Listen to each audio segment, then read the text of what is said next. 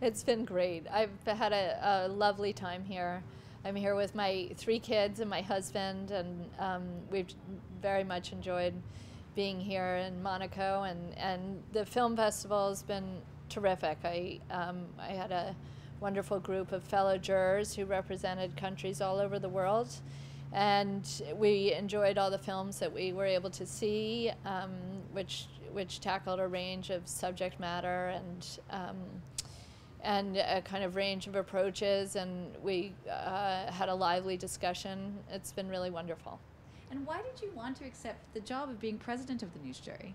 Well, it was a great honor for me. I had been asked to come here in November by the Prince, which was so nice, to show my film about NASA.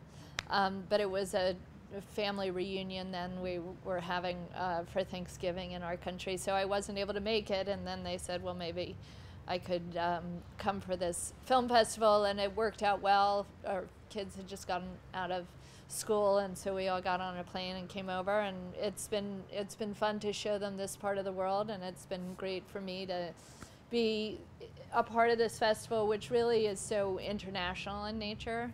And that's one of the things I love about it, both meeting so many people from around the world who are here, and also so many of the films that we're celebrating are coming from different places, and we're a little isolated over there in the United States. So it's great. It's really great to be exposed to so many different ideas and so many different people. I'm really been enjoying myself.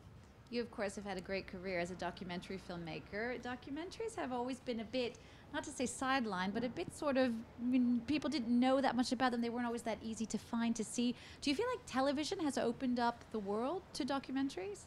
I think it has. I think it's the landscape has changed significantly in the last 20 years. I mean, when I got started doing documentaries, there were very few outlets. There were very few broadcasters who were supporting documentaries. I mean, HBO was one of the very few. And, you know, documentaries were a little like spinach. They were educational in nature. They were very kind of contained in their storytelling.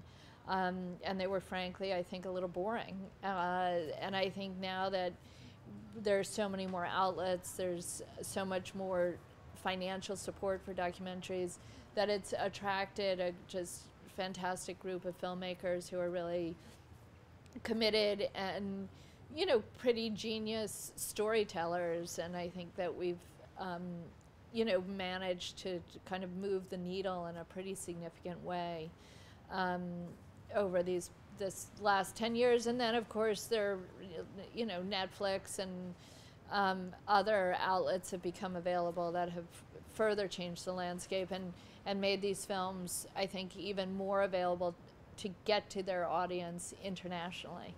And that's been a great thing to see as well. Tonight you're going to be with us on a panel to talk about a new documentary, Missions to the Moon, from National Geographic. You yourself did your own documentary about NASA Above and Beyond. What's the one thing you learned from the work on that film that really stuck with you about the space program? Yeah, well, I would say the kind of surprising element to me, and sort of how we ended up focusing our film, is with everything that NASA has taught us about our solar system and about our universe.